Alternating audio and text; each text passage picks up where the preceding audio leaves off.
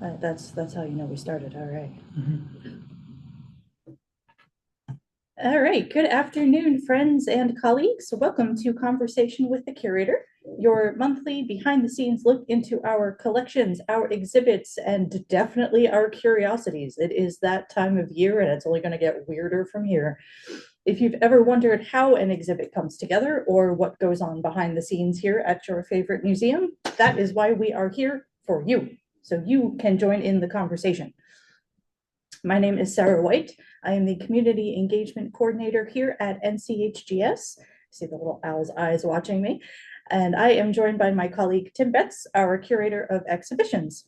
Today, we are delving into some local labor history with one of the largest and most well-known employers in Northampton County's history, Bethlehem Steel.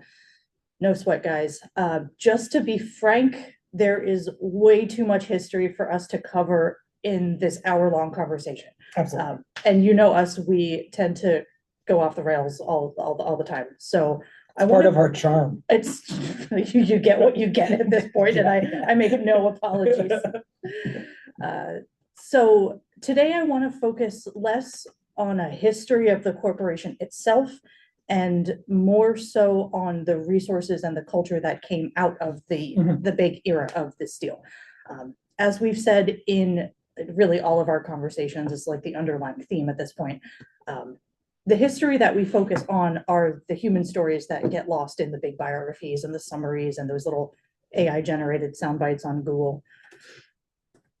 For much of the 20th century, Bethlehem Steel was one of the world's largest manufacturers of industrial grade steel and shipbuilding supplies, right?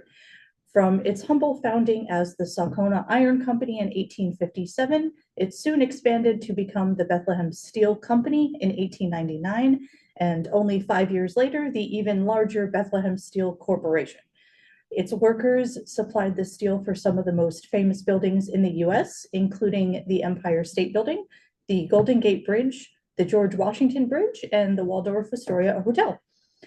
I do want to start with appropriately a broad question about the land itself and the resources in the area, because that's all we're doing today, really. In our last conversation about Warehouse Valley, which opens tomorrow, Tomorrow. woo, it's happening. Um, in that conversation, we talked about the proliferation of how warehouses rely on the natural resources of the area to be able to grow, to build the warehouses, to sustain the daily functioning of them, right? Yeah. So the early founders of what would become Bethlehem Steel obviously considered all of this as well back in the 1850s, where they built the plant, what were the resources in the area that they could use, what are some of those resources that are needed for the iron and the steel to thrive as an industry. Right. I mean, you need the raw natural resources of which Pennsylvania and this part of the country, really, Pennsylvania really specifically, are endemic with, right? Iron and coal. Coal. Yeah. I'm a transplant from coal country. So much that they call it coal country. Exactly. Yes. Yeah. I mean, that is the coal and iron and the processing of those things is what solidly gives us the Industrial Revolution. Right? Yep. Like it is the age of steam, it is the age of coal, it is all of that. So I think like its location in Pennsylvania tied to those two natural resources are essential, right? Because they're nearby, they're part of the land. And I do think what actually is really I find really interesting about this conversation we're having today is because, like you said, Warehouse Valley opens tomorrow, right? And honestly, like I am currently in the process of finishing installing it, so my brain is very much on Warehouse Valley at the moment. But like, it's very hard for me, and I don't know if it's because I'm so focused on Warehouse Valley now, or because now I've done Warehouse Valley and I'm thinking about it in terms of this, right? It's very hard to answer that question and not give like a Warehouse Valley answer, right? Because it is like Warehouse Valley as we've talked about last month and is becoming the tangible reality upstairs. Warehouse Valley is about the memory of the landscape, right? And like what the landscape is, our interaction with the landscape for good or for ill, right? In our conversation today, like I have a hunch we're going to talk about like the various like people that are working at the Steel, kind of the creation of this environment, all of that. But like really what we're thinking about is settlement, immigration, the land, and that really being driven by the land itself, right? So I think it's really kind of compelling in that way. The other Warehouse Valley related answer is like with coal, with large industry, with these kind of massive, massive operations, but also massive movement and extraction of resources, you get the other part of the Warehouse Valley problem, which is you get damage to the landscape, certainly, if anything, from, burning of various things, right? To, the ways this impacts the landscape. But you also get the other flip side, which is employment, the creation of community, the, all of that, right? So I think that's a long answer to your very kind of on point question. Again, it's almost as if this is a conversation. This is a conversation, right? But like it is this like I think it's really just it's impossible to separate the landscape from I'm at the point where it's like it's possible to separate the landscape from any formation of history, right? Because it's like, it almost as if it happens in space and time. Whoa. Imagine. But like, yeah, I think there is this prescience to the location, and that drives a bunch of things. So we can talk about the location more too, and how that kind of, like as like so you have the location connected to the format. It's also connected like where the canal.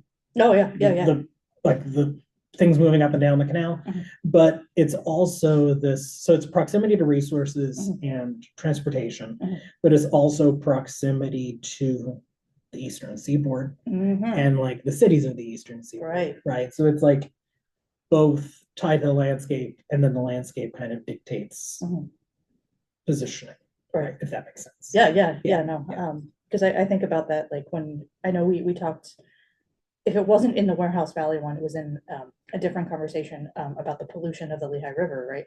So if you stand on, I don't remember the name of the bridge, but over 378 as you're crossing from north to south Bethlehem, and you look at, you've got the Steel over here and the river, and you can see like incrementally how the volume of the river, is that the word that I want? How much water's there? Yes, thank you. People smarter than me can figure the volume of it. Yes, sure.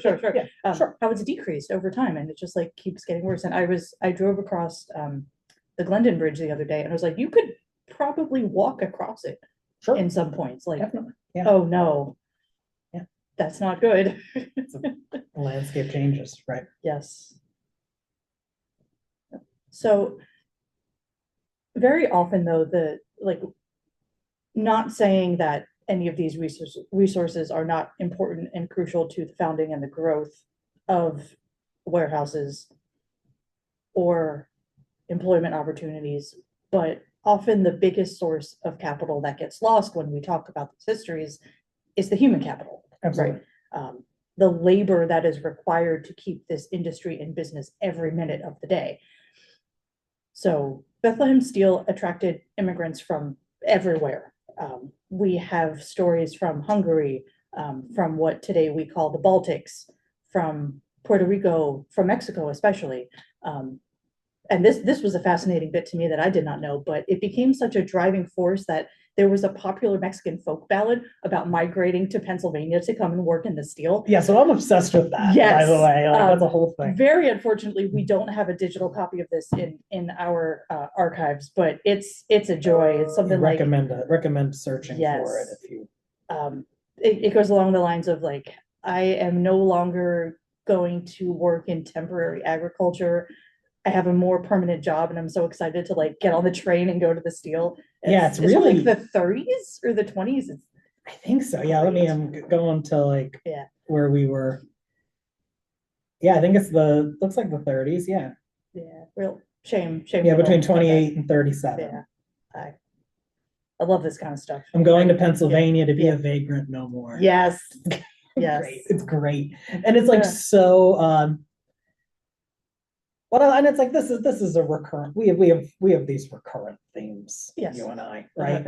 And it is this, like, I think what is really compelling about that, I mean, there's an element of that is these creation of transplanted ethnic communities in America, which is the Right. story of Right, America. right, Like yeah. it's the story of the development of American cities, Yep. right? You have the creation of neighborhoods inside of those, Mhm. cities that are, connected to an ethnicity. Yes. For Bethlehem, I mean, like, I am a grad student at Lehigh in the history department, right? And when I started my master's there, it feels like a while ago now, I took a little break. I was part of a project that was recording, like, taking oral histories, and I think we'll talk about oral histories in a bit too, and talking about the communities of ethnic churches on the South Side, right? These various different communities, then these various different like ethnic Catholic churches, right? Because I think like now with like the changing landscape, the changing demographic landscape, the changing spiritual landscape, like if there's a place with a population, there'll be like one Catholic church, right? Yeah. But like when all of these, people were coming to the United States and settling in Pennsylvania and in Bethlehem or in Scranton or up in coal country or in Philadelphia, right? Like you went to the church that was of your ethnicity, right? Like you went to the Italian church, you went to the Irish church, you went to the Slovak church, and you would go to that, and that was your community, right? And it's like in the modern era, and that's part of what that project was. It's like that leads to church consolidations, right? And these churches combine. But like for me, like thinking about that, like immigrant community around the steel, like it's that, right? Because it's like not only because you can think of that two ways, right? Because it is, of course, there's an element of, you could say exclusion, right? Because it's an Italian church and you're a community. If you are not. Primarily, if you're not, you're probably somewhat of an outlier, though I have a hard time, you make community forms, right? But it's also a way of like maintaining tradition. Oh, for sure. And maintaining folklore and maintaining, of course, like culture changes as it comes to America, but things stay the same and you learn new things and you meet other people and the food changes based upon like local availability. But like it's also this maintenance of ways of life.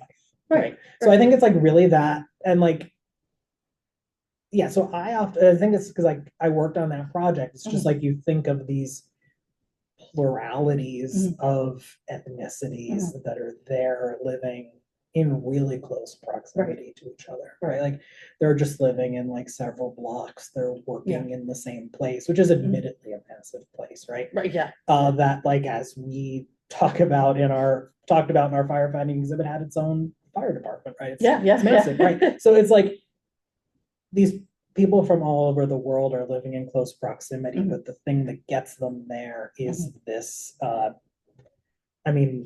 rapid immigration in the 19th and early 20th century. Right. But also out of Europe for a variety of reasons, but also this promise of work, right? And like work that paid well. And it's like this idea that, and there's issues with, safety, safety. We're getting there. We're getting there. And like, but like, there's something to be said about settling in a place where there is, at least in the time you settle, steady work. Oh yeah. Right? So I think that's very important. And like, we do a lot of kind of, in the modern world, like waxing poetic about the American dream, right? And like talking about like the idea of the American dream and settling and having, your place and all of that. But like, if you think about it, that's at its best, that's what that is, right? Like that's a nation of immigrants that maintains community, but forms new community. Yes. Right? So it's like Yes. I just think of the South Side, and like you imagine like South Side at like the height of the steel, right? Like it's Yeah. like it is multi-ethnic, it is Yeah. multilingual, it is like, you know, like walking through Yeah. like little New York, probably, Yeah. right? So it's this Yeah. like Yeah. place that you imagine. I mean, it still is, right? It's still Oh the yeah. South is Yeah. still multilingual, multi-ethnic, and all these Very sorts of much. things. But like, yeah, it's definitely this place where you walk down the street and you can hear a variety of things and encounter a wide variety of, Yeah. most importantly, food. It's right before lunch. Yeah. But yeah, so I mean, like, I Yeah. Yeah. think, yeah, it is this idea that like, because you know, there's much to be said about like worker conditions and workers' rights and When is there not? when is there not, right? And kind of like exploitive systems of labor. I could talk for a long time about like Asa Packer and the problems Asa Packer was causing in various places, right? Yeah. But like there is also something to be said about the formation of community around steady Right. work. Right. Right. And I'm so interested in like the physical developments of where those communities settle, right? So Yes. if you're thinking about like you can't drive through Bethlehem and not see the blast furnaces. Exactly. Right. They dominate Yeah. it. Yeah. Yeah. And the the people, the families, the individuals, and the communities that live and develop right literally in the shadow of the plant Right. are vastly different from the corporate bosses that are off living in their mansions up on a hill Absolutely. that aren't exposed to the fumes. Right. Yeah. If you want to think about the landscape, think of the landscape, right? Because it's like, Yeah. and like the impact it would have on the landscape and the place where you want to live. Like you think of the people, well, you think of them like up in Martin Tower, right? You can think of Yeah. that. You can think of them, you know, in offices, but you can also think of like that. You're right, like that mapping of the way the city settles, right? And it's like this idea that, like, yeah, absolutely, if you are more well off, you're going to be like up there looking down, right? And it's like the Lehigh grad students saying it's also like Asa Packer builds his university on top of the hill looking down at the blast. Like Yeah. There's a like whole lot to unpack massive there. like Oxford-esque university built on the hill overlooking industry, right? Because it was primarily meant to be an engineering college, right? So it's yeah, I think it's just like, and it's like we talked about that with Warehouse Valley, right? There's kind of I do like that these are like one right after the other, right? Because it is this. I think you can drive through places like the South Side or places like any city and just kind of like turn off the historical reality, right? But like it's much more, I think it's much more interesting when you don't, right? Yeah. Like, why is all of this laid out the way it is? Like, why are the streets this way? Why is the, you know, where was the train? Because it's like, because like where the streets are and where like anything is dictated by all sorts of economic, physical, and political factors. Oh right? Yeah. And what's interesting is, so I went to Moravian and Lehigh, Moravian for undergrad, Lehigh for grad, and they're both on, like, we don't say opposite sides of the river because they are, but they feel worlds apart from each other because and they're really not far. You could really walk from one to the other. In like 20 minutes. Yeah, it's nothing. Yeah. But I mean, I don't know what it is now because I'm not on campus regularly anymore, but there was such a hard time of getting students to go off campus on either campus. And it's like, you have an entire world around you. Go explore it. Go immerse yourself in it. There's like an authentic actual Chinese food, not Chinese American food on like 4th Street. You can walk to it. Go try it. Right. Like, yeah. It's, I mean, absolutely. But that's a whole, like, the interaction of universities and the towns in which they are. That's a whole thing. Right? I don't know if we're even really equipped to talk about. Right? No, but like, just, that's a whole. People spend all sorts of time. Oh no. Debating that, but yeah. So I think it is that. Like, it is the landscape is so impacted by it. Yeah. I think. Yeah. As we've said for like so much so last time that we almost got cut off by Zoom. We don't have nearly enough time to get into it here, but the connection between, this is coming from me, but the Bethlehem Steel sourcing of iron from multiple countries particularly through Latin America for over a century, and the subsequent migration from those countries back to Bethlehem Steel. It's Right. almost like there's an inextricable relationship. It is almost like that. And it's almost like that really casts our folk song in a different way, right?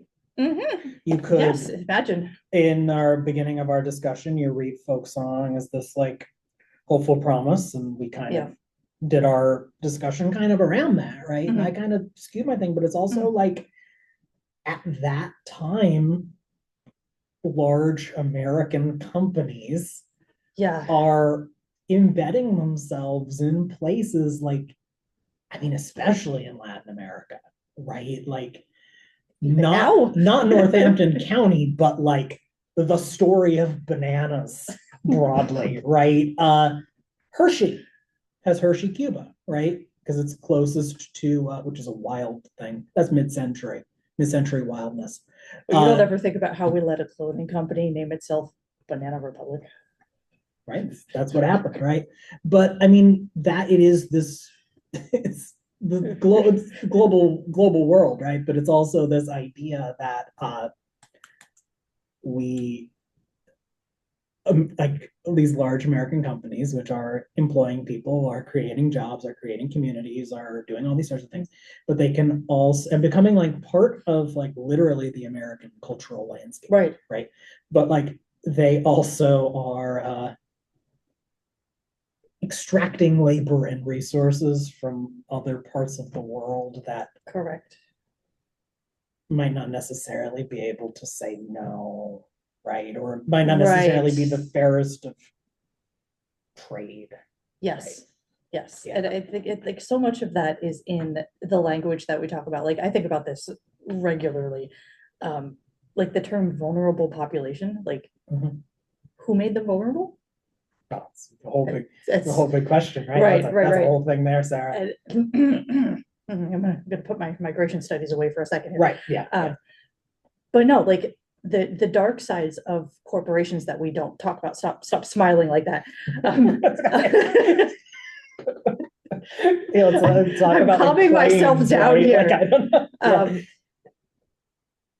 So many times that a corporation like that can only maintain its level of success because of the exploitation, not the exploitability, the exploitation, as a verb of its workforce. Because and it's like this idea is very complicated, right? And it's like, I think good to acknowledge that, right? Because it's like I would never say, nor would I think, nor would I ever really imply, right, that like an average steel worker would be like duped into it, right? Or like something like that, right? Like I think it's like you ever met a steel worker, they'll take you out. Great pride in the like any of them I've ever met anyway. It's just great pride in the work they've done, right? And that's a skill. It's a skill. It's a knowledge, right?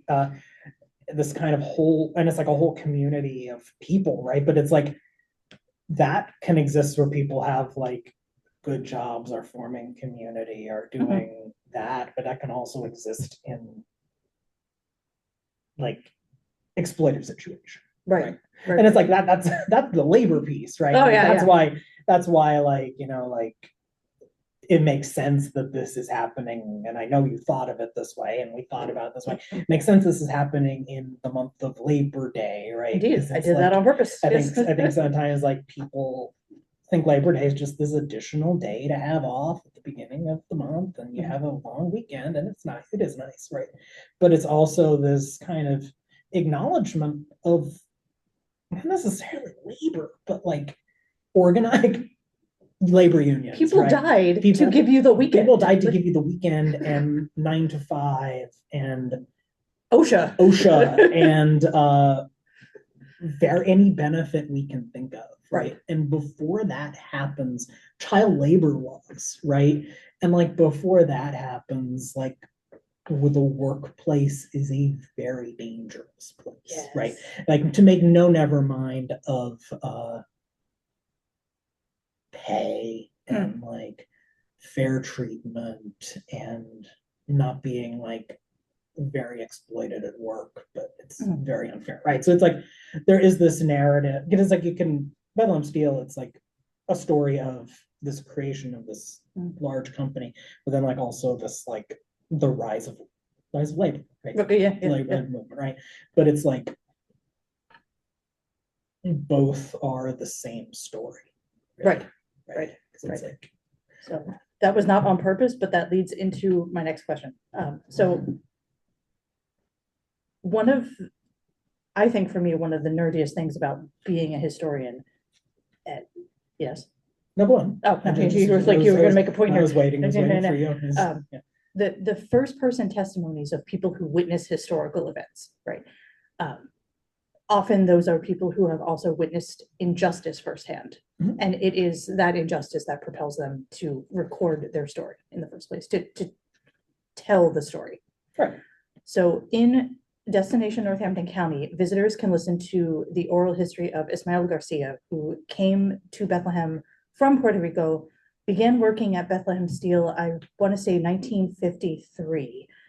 And in his oral history, he recounts a strike. I'm reading so I can get all the dates right because that's important.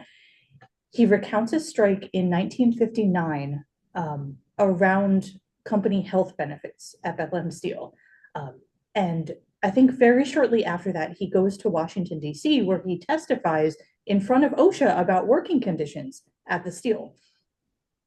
Why are not just his oral history, but oral histories in general, why are they so important when we talk about being a witness to historical events? You being witness, right? Like it's like his oral history, right? Like it's like, and I have it open here just because I had it. All 4 hours of it? All 4 hours of it. I have the transcript here, but and I have that very section opened, actually, believe it or not, and talking about going to DC and then leading to that is when they started to implement the clean air, and the department I worked was terrible. Oof. Right, that's a direct quote I read there, right? So it's like, why is it important to record witnesses to history, right? Because like Garcia's email, like no email, the interview, my brain is fried. Done. It is wide reaching. It's long. It's very long. It's fascinating, but like there are elements of that. There are elements of like forming community, the coming to the mainland from Puerto Rico. People like often think like people forget like Puerto Rico is part of the United States, but that's a whole other thing. Right? But this idea of like what I find so valuable about this oral history, it's like that idea of like clean air. Yes. The idea of your workplace being a safe place. Right. The idea of being able to organize and kind of stand up to your employer and demand that things be better, right? Like that, all of those things, like it's exceptionally important to document those, as a historical document, as something that happened, as a voice that can still say the things they did, right? So you're preserving that for prosperity, but you're also like that preservation, like for me, that's the key part, right? Because it's like, are you preserving it so it sits on a CD or a jump drive in a box and it's there for 100 years later and someone can listen to it and all that sorts of things? Yes, in part, that's what museums do. But the other very important thing about preserving oral histories like that is to note that like this like labor and the creation of health benefits and the creation of clean air and like the idea that like you should be able to go to work and work a career and that career not kill you of like some horrible cancer or some other sort of thing. Those are very modern ideas, right? Like this is an oral history done, what was the year of this? I mean, it was done for DNC, so like 2018, 2019, right? So it's like this creation of these labor standards are modern, Mhm. right? So it's like that should be noted. Mhm. And it should also be noted that like that's not a finished project, nor is it a done deal. Right. Right. Right. So it's like you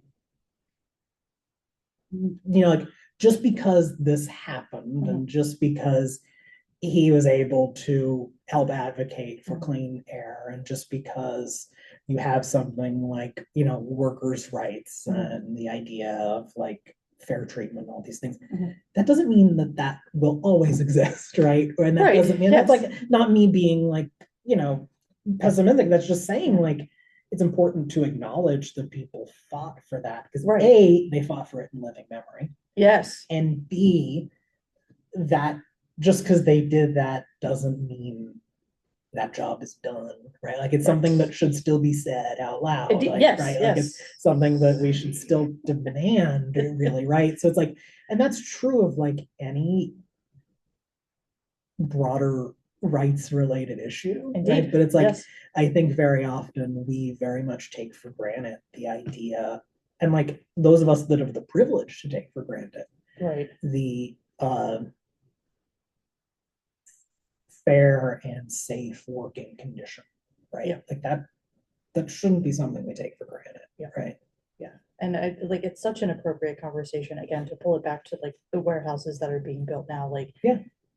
You know what goes on inside Amazon. Yeah. Like Absolutely. they have ambulances waiting out in the parking lot for people in the summer. Right. So it's like, I don't know, it's kind of the same story.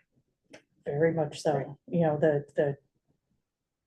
the inner workings inside the warehouse and the products might change, but the story is the same. And as with any story like this, right? Like the answer is not easy, right? Like the easy part of this answer is the people who are working should be treated well, and you should treat the environment well, and you should be like a responsible steward of the world, right? Yeah. I think Yeah. we can say that We comfortably say that. Yeah, we can comfortably say that, right?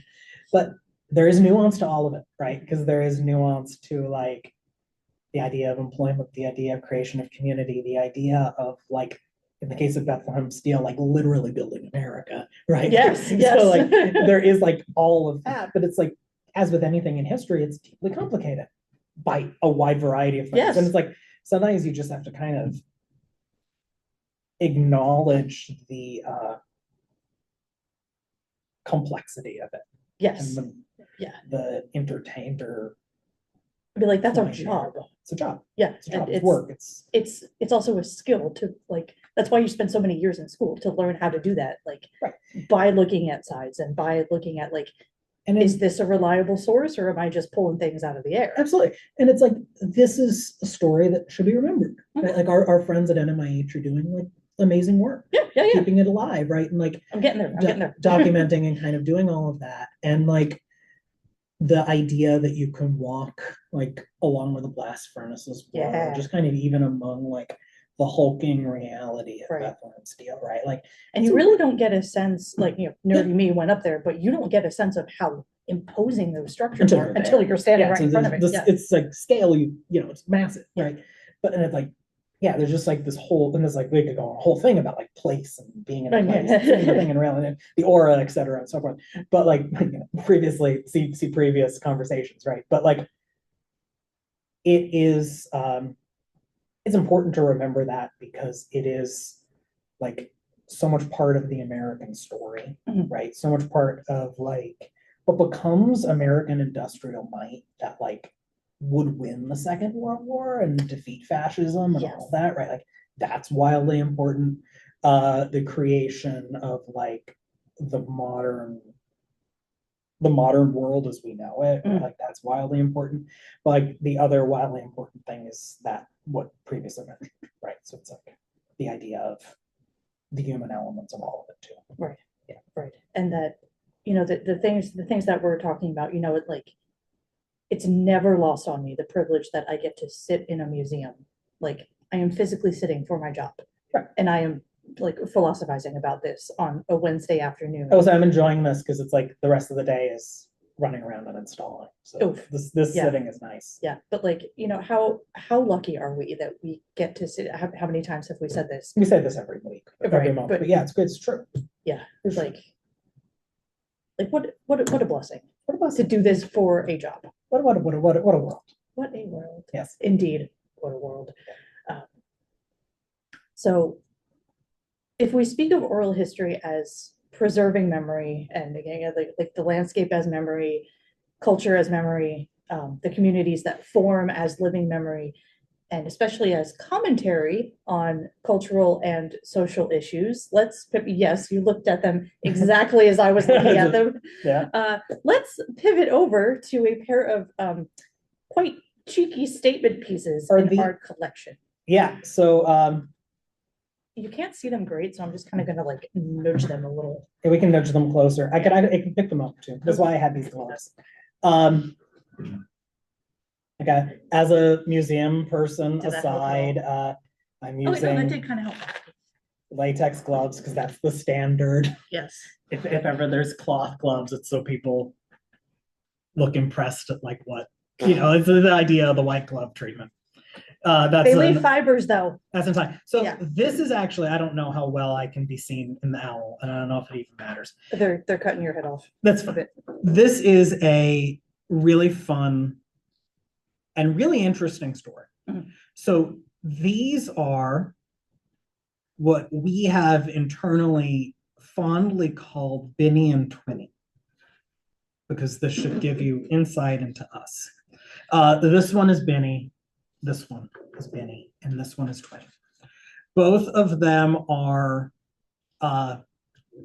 wastebaskets. Mm-hmm. They are both likely from, not likely, they're from Martin Tower, as is actually a large amount of office furniture we have in the building, including my desk. Yes. Which is actually the same wooden, it matches these. Huh.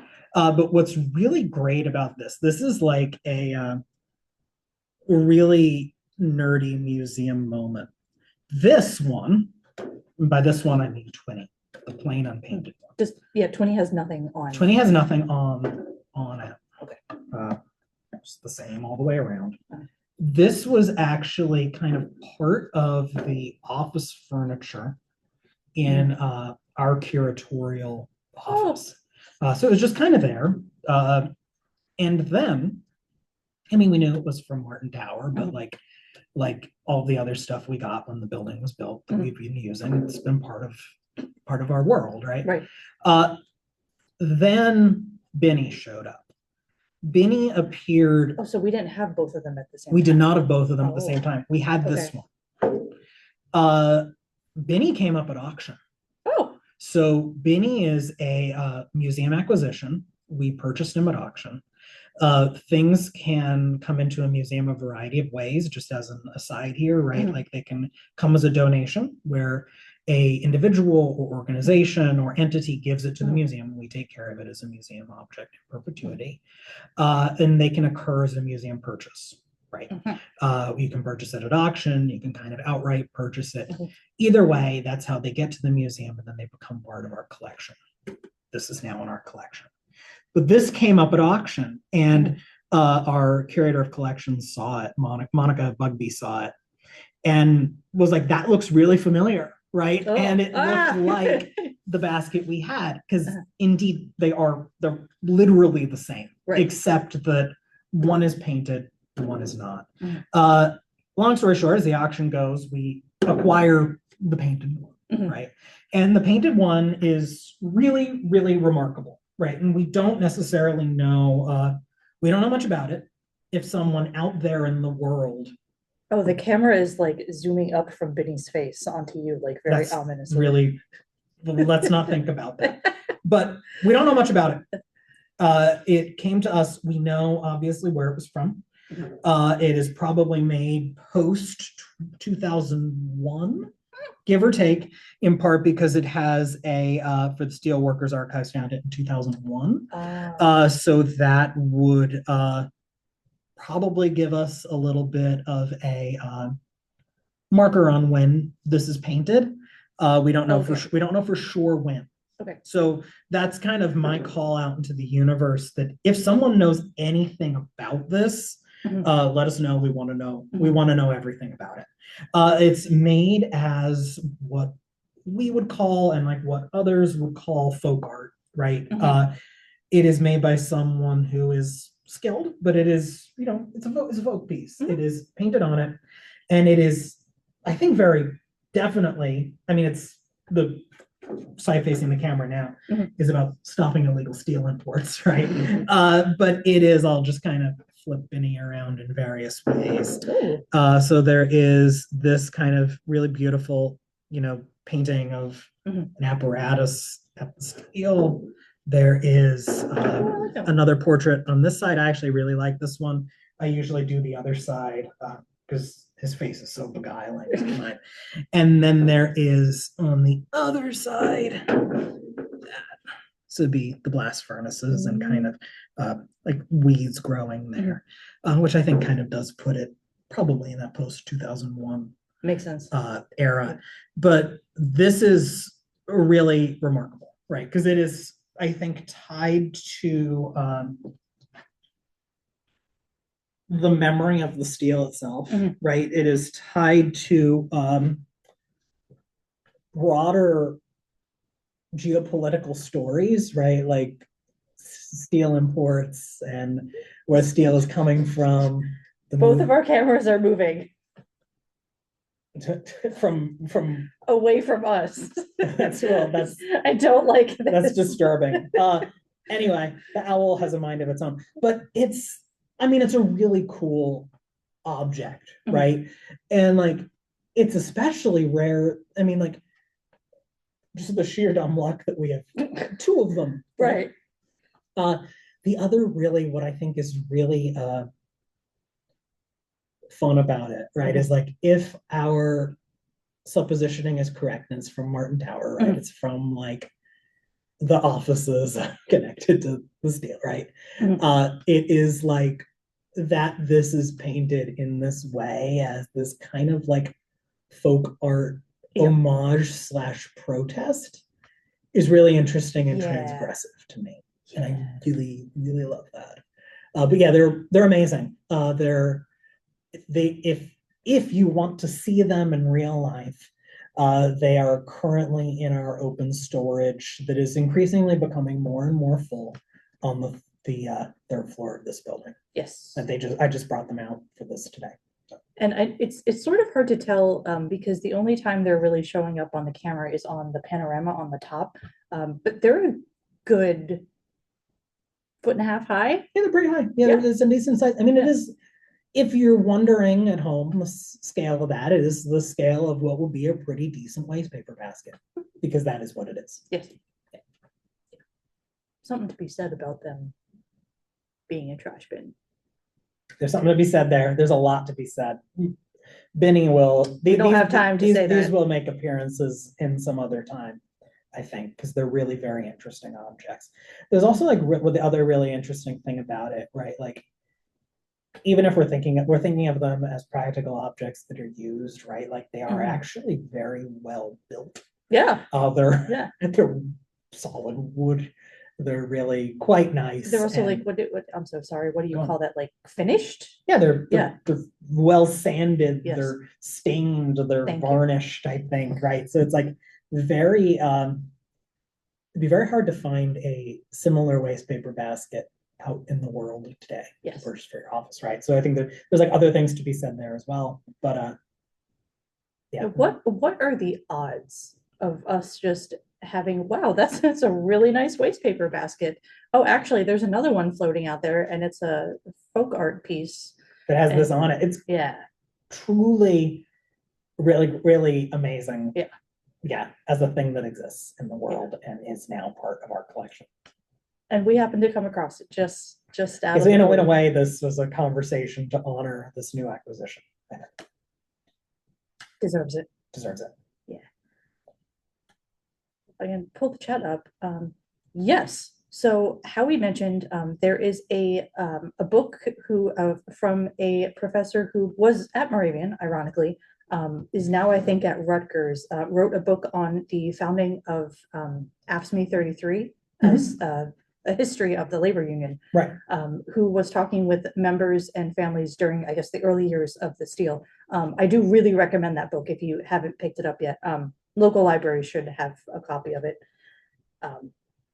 But yeah, and that's also a good example of taking like those really important oral history testimonies, but making them readable, so that we're not just bogged down with like,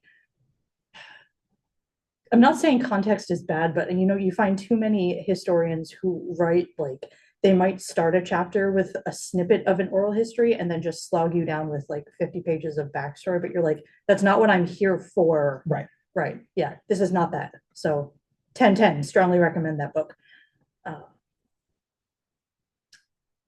I also just want to give a shout out. I know we're running out of time, but we did shout out a little bit, but our Passport to History partners, the National Museum of Industrial History in Bethlehem, they are located in a former electric repair shop of the Bethlehem Steel campus.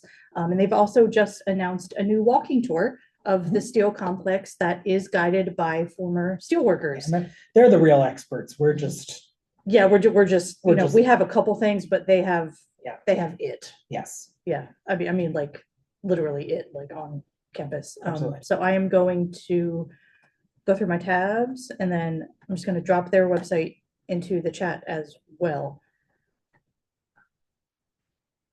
So if you have not been to visit them yet, I really, really strongly recommend it. And if you are able to go on a tour with a steelworker, please let us know how it is, because I feel like all of us museum workers can never go to other museums because other museums are open when we're open. The curse of museuming, yes. Yes, but like there's worse jobs to have, right? So we're gonna wrap up for today. We did not go too off the rails a little bit. We also didn't have a lot of puns this week. We did good, yeah. This is unlike us. I think we're all just fried. Thank you to everyone for joining in our conversation today. Thank you to the Little Owl for participating. Little Owl did great, except for I'm pretty sure this room has a creepy cubby in it right now, and we're also set up for the opening tomorrow. Yes, so there's a lot of things. Lots of things are happening. Yeah. But it's okay. It's a champ. This, as usual, this will be made available on our YouTube channel. My brain is fried, with captioning for greatest accessibility. As a reminder, these are held on the last Wednesday of every month. You do not need to register, so pass along the Zoom link to anyone you know who would like to tune in. Next month, we are going to talk about our creepy cabinet of curiosities, which I don't think you can see. Probably not. That's probably for the best, yeah. Benny and Twinny are hiding it. Thank you, Benny and Twinny. So that's going to be some of the, when I say more unusual objects in our collection, I'm being very, very kind. They're really great. They're really great, though. They're unhinged, but in like the best way possible. Yeah, so we'll talk about those in depth, I'm sure. Yes, we could do the conversation on either side. I was planning on, well, we'll talk about that. Yeah. Oh no. Yeah. Oh no. All right. Thanks, guys. You're champs. Have a great afternoon, and we will see you next month. Bye, everyone.